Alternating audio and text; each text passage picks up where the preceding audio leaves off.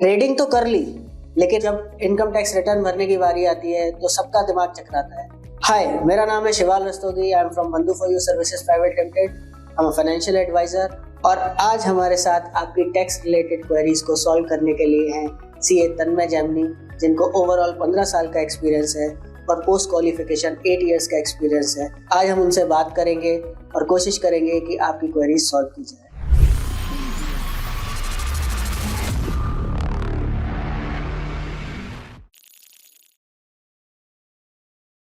Stock market पे taxation impact क्या करता है?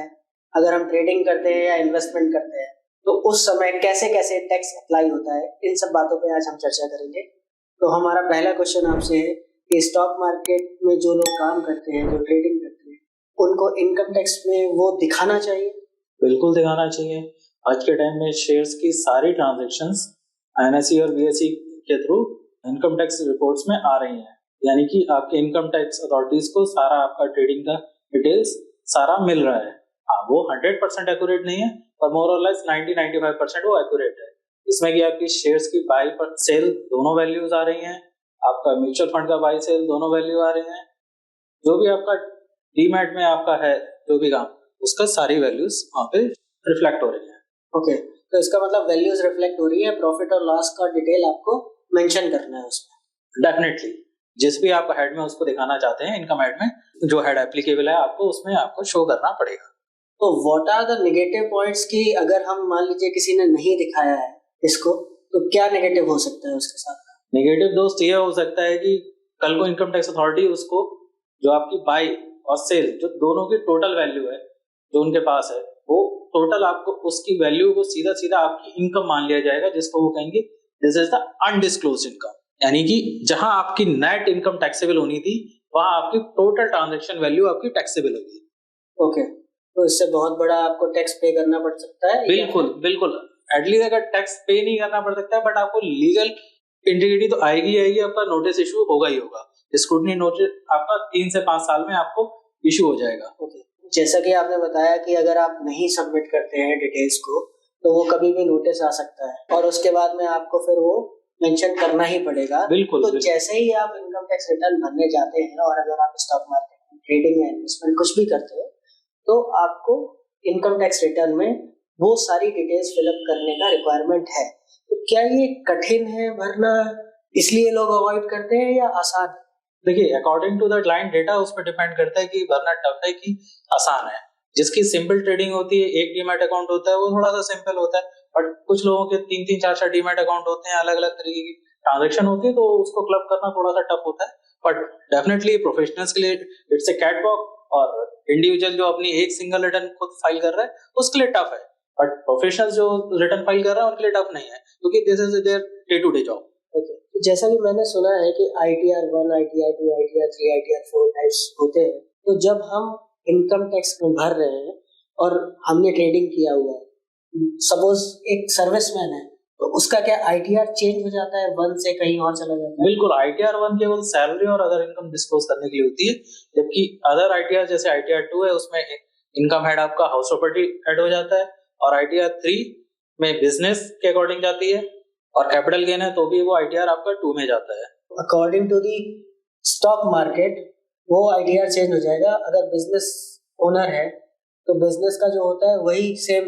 बिल्कुल, अगर वो उसको बिजनेस में ही दिखाना चाहता है अपना ट्रेडिंग को, देखिए जो शेयर की ट्रांजैक्शन है आप उनको 2 तरीके से दिखा सकते हैं। अगर मैं नॉर्मल होल्डिंग की बात करता हूँ तो या तो आप उसको शॉर्ट टर्म, लॉन्ग टर्म, यानी कि अंडर कैपिटल गेन हेड दिखाएंगे according to their holding. Otherwise आप उसको एज ए बिजनेस इनकम दिखा सकते हैं। बिजनेस में आपकी परचेज सेल में से परचेज वैल्यू माइनस हो जाएगी, जो नेट बचेगा that's the profit, you can show that in the और बिजनेस ITR। ओके, ठीक है। तो अभी हम बात करना चाहेंगे, जैसे कि आपने बताया कि शॉर्ट टर्म और लॉन्ग टर्म जो कैपिटल गेन्स होते हैं, तो शॉर्ट टर्म कैपिटल गेन में क्या चीजें कवर होंगी? शॉर्ट टर्म में आपका जो कि शेयर्स तो आपने 1 साल से कम के लिए होल्ड किया है वो आपका शॉर्ट टर्म में कवर होगा, जो आपने 1 साल से ज्यादा आपने शेयर होल्ड किया है आपका लॉन्ग टर्म में कवर होगा। Okay, according to their holding. Okay, तो जैसे कि हमने समझा कि अगर हम 1 साल के अंदर कोई भी शेयर खरीदते हैं और उसे 1 साल के अंदर ही बेच देते हैं तो वो शॉर्ट टर्म होता है। राइट। और अगर हमने आज खरीदा और 1 साल के बाद कभी भी हम उसे सेल करते हैं तो वो लॉन्ग टर्म में चला जाता है। बिल्कुल। शॉर्ट टर्म में टैक्स क्या अप्लाई होता है? शॉर्ट टर्म में आपका 15% टैक्स रेट अप्लाई होता है, okay irrespective of your slab rate. Okay, तो अगर आप 30% की स्लैब में भी हैं तो भी आपको 15% ही टैक्स पे करना पड़ेगा जो भी प्रॉफिट आएगा। बिल्कुल। इन केस ऑफ लॉस क्या होगा?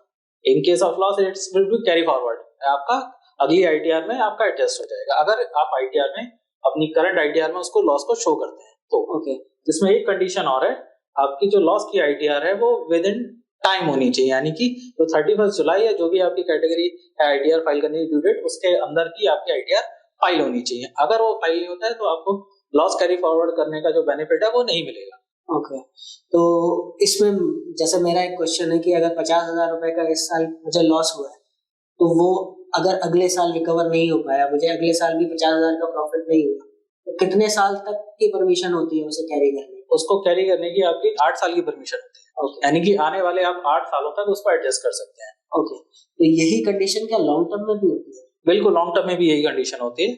बस केवल आपका जो स्पेकुलेशन लॉस होता है वो आपका 4 साल तक ही कैरी फॉरवर्ड होता है। ओके, तो जो लॉन्ग टर्म होता है उसमें कितना टैक्स लगता है? उसमें लॉन्ग टर्म अगर आप इक्विटी में ट्रेड कर रहे हैं थ्रू स्टॉक एक्सचेंज तो उसमें आपका 10% रहता है। 10% रहता है, राइट। ओके। इसमें कोई छूट मिलती है किसी को? बिल्कुल, इसमें 1 लाख तक का आपको सालाना इनकम का छूट मिलती है इररिस्पेक्टिव ऑफ योर गेन। अगर वो आप मींस कि आपका अगर 1 लाख से ज्यादा है तो आपका जो 1 लाख से ज्यादा वैल्यू है केवल उस पर 10% टैक्स लगेगा, और अगर 1 लाख से कम है तो आपको कोई टैक्स नहीं लगेगा। मतलब जहां तक मैं समझ पा रहा हूँ कि अगर 1 लाख से ज्यादा का प्रॉफिट है, अगर मान लीजिए फॉर एग्जांपल मैंने 10 लाख के शेयर खरीदे और मैंने 12 लाख में सेल किया उसको, तो 2 लाख का प्रॉफिट हुआ, तो 2 लाख की जगह मुझे 1 लाख पे ही टैक्स देना पड़ेगा। राइट, 1 लाख पे आपको 10% के हिसाब से 10,000। ठीक है। इसके अलावा जैसे आपने अभी चर्चा की थी स्पेकुलेशन, वो क्या होता है? वो कौन सा ट्रेडिंग टर्म होता है जिसकी वजह से वो स्पेकुलेशन में आता है? स्पेकुलेशन में आता है आपका क्या कहते हैं इंट्राडे। ओके जो यानी कि आपने कोई एक शेयर स्किप खरीदी और सेम डे आपने उसको सेल कर दिया। ओके, तो अगर हम आज कोई शेयर खरीदते हैं और सेम डे में बेच देते हैं तो उसको हम स्पेकुलेशन कैटेगरी में रखेंगे। राइट। तो जैसे कि आपको पता ही होगा कि हमारे पास बहुत सारे सेगमेंट्स होते हैं, इक्विटी सेगमेंट होता है, डेरिवेटिव में F&O होता है, कमोडिटीज होता है, करेंसी होता है, ये सारे सेगमेंट्स होते हैं। तो ये सबके लिए अप्लाई होता है? ये केवल आपका इक्विटी के लिए अप्लाई होता है। ठीक है, तो इक्विटी के अलावा जो बाकी इंट्राडे होते हैं वो अलग अलग एंटिटीज में जाते होंगे अकॉर्डिंग टू दी सेगमेंट्स। जैसे हमने अभी तक डिस्कस किया है लॉन्ग टर्म के बारे में, शॉर्ट टर्म के बारे में और स्पेकुलेशन के बारे में, तो इसके अलावा कोई और भी इनकम होती है जो कि स्टॉक मार्केट से जनरेट होती है? बिल्कुल, एक हमारा ट्रांजैक्शन अभी स्किप हो गया, जैसे कि डेरिवेटिव्स में यानी कि F&O आपका हो गया, कमोडिटीज हो गए, कमोडिटीज के डेरिवेटिव, ये सारे आपका बिजनेस साइड में कवर होते हैं। इसका यानी कि आपको बिजनेस में अपना प्रॉफिट एंड लॉस कैलकुलेट करके उसमें दिखाना होता है। ओके, उसमें कैसे स्लैब लगता है, टैक्सेशन कैसे होता है? टैक्सेशन आपका आपके इंडिविजुअल इनकम टैक्स स्लैब के हिसाब से चलता है। ओके, अच्छा ये चीज मैं भूल गया था, स्पेकुलेशन में टैक्स स्लैब क्या रहता है? इनकम स्लैब के हिसाब से। इनकम से अगर 30% स्लैब में आ रहा है तो 30% ही स्पेकुलेशन में भी लगने वाला है और बिजनेस में भी 30% लगने वाला है। इसका मतलब अगर आप कोई इंट्राडे ट्रेड करते हैं, चाहे वो कैश सेगमेंट में हो, तो कैश सेगमेंट में भी आपको एज पर योर स्लैब, अगर आप 10% पे आते हैं, 20% पे आते हैं या 30% पे आते हैं, उसी के हिसाब से आपको टैक्स पे करना है, कोई भी प्रॉफिट आता है। और इसी तरीके से डेरिवेटिव में जैसे कि इक्विटी डेरिवेटिव हो गया, F&O हो गया, MCX हो गया और करेंसी डेरिवेटिव हो गया, इन सब में भी एज पर योर स्लैब आपको टैक्स एप्लीकेबल होगा। इसके अलावा हम टैक्स बचा कैसे सकते हैं? कोई हैक देना चाहेंगे?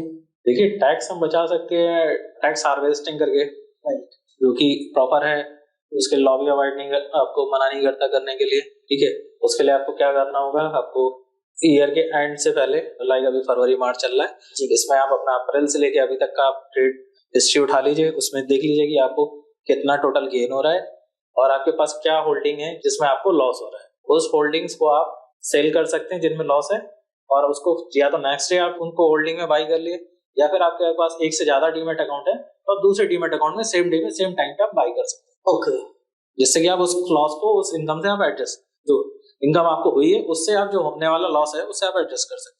मतलब अगर मुझे 1 लाख रुपए का प्रॉफिट है शॉर्ट टर्म में और अगर किसी शेयर में लॉस हो रहा है और वो शॉर्ट टर्म में आ रहा है, तो मैं उसके स्क्वायर ऑफ करके किसी दूसरे डीमैट अकाउंट में सेम डे भी खरीद सकता हूँ या फिर अगले दिन उसी डीमैट अकाउंट। बिल्कुल, तो वो शॉर्ट टर्म से एडजस्ट हो जाएगा। अगर 20,000 रुपए का मैंने लॉस बुक कर लिया तो अल्टीमेटली मुझे 80,000 रुपए टैक्स देना पड़ेगा। तो ये एक हैक है जो कि आप यूज कर सकते हैं अपना टैक्स थोड़ा सा कम करने के लिए अगर आपको प्रॉफिटेबिलिटी आ रही है, तो बहुत ही अच्छा एग्जांपल दिया आपने। एक लास्ट क्वेश्चन था मेरा कि जैसे कि अगर हमें स्टॉक मार्केट से कोई भी प्रॉफिट होता है या हमें कोई लॉस होता है, तो क्या हम और जैसे मान लीजिए हमने कोई प्रॉपर्टी खरीदी या बेची, वो कैपिटल गेन कहीं ना कहीं से एडजस्ट हो सकता है क्या? हाँ, बिल्कुल हो सकता है। इनकम टैक्स में प्रोविजन है, कोई भी कैपिटल गेन को आप एक हाउस प्रॉपर्टी खरीद करके उससे एडजस्ट कर सकते हैं, बट उसके लिए कंडीशन है कि आपको जितना भी आपने जो भी एसेट्स आपने सेल करी है वो टोटल उस वैल्यू को आपको हाउस प्रॉपर्टी में इन्वेस्ट करना है। ओके, तो मतलब स्टॉक मार्केट में अगर आप प्रॉफिट बुक करके कोई प्रॉपर्टी बाय करना चाहते हैं तो वो बिल्कुल हो सकता है और उसमें आपको टैक्स बेनिफिट मिल जाएगा। बिल्कुल, तो बट वो प्रॉपर्टी आपकी रेजिडेंशियल प्रॉपर्टी होनी चाहिए। ओके, मान लीजिए अगर किसी को 50 लाख रुपए का प्रॉफिट हुआ है लॉन्ग टर्म में स्टॉक्स में, तो वो 50 लाख रुपए की ही प्रॉपर्टी खरीदे। प्रॉफिट नहीं 50 लाख का जी, टोटल वैल्यू, जितनी की वैल्यू उसका माल उसने सेल करा है। ओके, अगर मान लीजिए 2 करोड़ का माल सेल किया है उसने, तो 2 करोड़ की ही प्रॉपर्टी खरीदी। हाँ, 2 करोड़ की प्रॉपर्टी ही खरीदनी पड़ेगी। सपोज उसमें आपका 50, जैसे आपके एग्जांपल में 50 लाख का उसका प्रॉफिट हो रहा है, तो 50 लाख के प्रॉफिट पे टैक्स बचाने के लिए उसको टोटल 2 करोड़ इन्वेस्ट करना होगा। ओके ओके, तो बेसिक क्या था कि इसमें आपको सबसे पहले तो इनकम टैक्स भरते समय ये ध्यान रखना है कि आपके जितने भी डीमैट अकाउंट्स हैं उनकी डिटेल आपको जरूर शेयर करनी है, चाहे वो आप खुद से भर रहे हो या फिर अपने किसी भी चार्टर्ड अकाउंटेंट से भरवा रहे हो। दूसरे नंबर पे इसमें 4 कैटेगरी सर ने बताई, जैसे short term capital, long term capital gain, business income और स्पेकुलेशन इनकम। उनके स्लैब्स है 15% शॉर्ट टर्म का है, 10% लॉन्ग टर्म का है। इसके अलावा as per the slab of a person business income और स्पेकुलेशन में आपको टैक्स पे करना है।